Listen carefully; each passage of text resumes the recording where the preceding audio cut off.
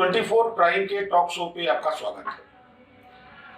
मित्रों, आज हम और आप चर्चा करेंगे हिंदुस्तान के एक बहुत ही कंट्रोवर्शियल सब्जेक्ट मैटर पर, और वो मामला है सुशांत सिंह की हत्या या आत्महत्या का। सुशांत सिंह की मृत्यु के उपरांत से एक कंट्रोवर्सी हिंदुस्तान में पैदा हुई है, और कंट्रोवर्सी ये हुई है कि जिस तरीके से मुंबई पुलिस ने सुशांत सिंह की मौत की जांच की है, उसको लेकर विभिन्न प्रकार के सवाल खड़े हुए हैं। और मामला जब महाराष्ट्र वर्सेस बिहार पुलिस का आया तो उसमें सीबीआई का हस्तक्षेप आ गया, उसमें ईडी का हस्तक्षेप आ गया। जब इन दोनों संस्थाओं ने हस्तक्षेप किया तो शिवसेना या महाराष्ट्र की सरकार को अपनी पुलिस को बचाने के लिए सामने आना पड़ा। हिंदुस्तान के कई चैनल पिछले कई दिनों से केवल इसी चर्चा में मशगूल हैं, और ये इतना बड़ा मुद्दा हो गया कि आज हिंदुस्तान के प्रमुख चैनलों में सामान्य कोई मुद्दा ही चर्चा का विषय नहीं रहा।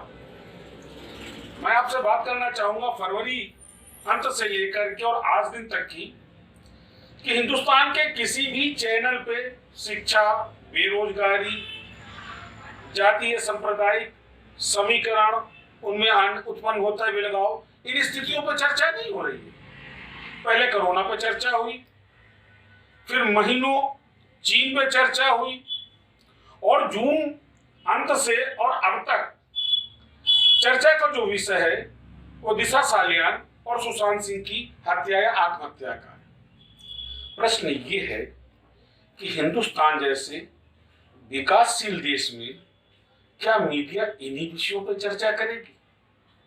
इससे ज्यादा महत्वपूर्ण विषय ये है कि यदि किन्हीं कारणों से देश की जनता को इस विषय पर विश्वास नहीं आता कि मुंबई पुलिस की जांच जो है वो सही दिशा में जा रही है, और अगर जनता इस बात की मांग करती है कि इसकी कोई स्वतंत्र जांच एजेंसी जांच करे, तो इसमें महाराष्ट्र सरकार को आपत्ति क्या है?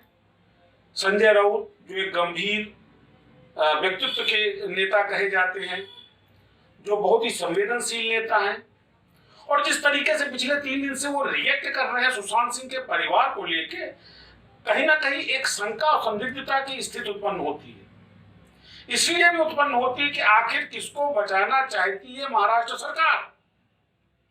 क्यों बचाना चाहती है? एक बर्निंग एग्जाम्पल आपके सामने है।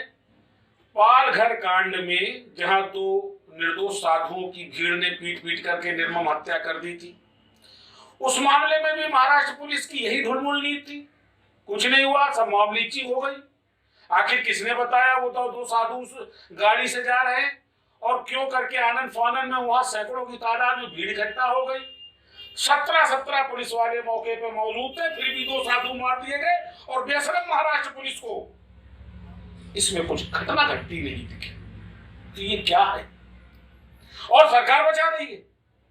शिवसेना जैसी तथाकथित राष्ट्रवादी हिंदूवादी सरकार, बाला साहब ठाकरे का इतिहास देखिए, हिंदू शेर, और वो हिंदू शेर की याद दुम दुबक गई पालघर कांड पे, वो अपनी पुलिस को बचाने में लगी है। तो क्या हम इसीलिए इस पुलिस व्यवस्था का पोषण कर रहे हैं? क्या पुलिस अब केवल सरकार की गुलामी करेगी? क्या पुलिस के लिए संवैधानिक दायित्वों का निर्वाह महत्वपूर्ण नहीं है? कमिश्नर मुंबई ये बताए कि क्यों कर उसकी संस्था की जांच कार्रवाई को लेकर के प्रश्न उत्पन्न हो रहे हैं, और अब जब ईडी जांच कर रहा है, सीबीआई की जांच की मांग हो रही, तो महाराष्ट्र सरकार सुप्रीम कोर्ट में हलफनामा दे रही है। क्या सिद्ध करना चाहती है महाराष्ट्र सरकार? जिन परिस्थितियों में सुशांत सिंह की हत्या हुई या सुशांत सिंह ने आत्महत्या की, क्या वो परिस्थितियां दर्शाती है कि सुशांत जैसा व्यक्तित्व आत्महत्या भी कर सकता है? उसके 15 करोड़ रुपए रिया चक्रवर्ती ने कैसे, क्यों, कहां, कब उड़ा दिए?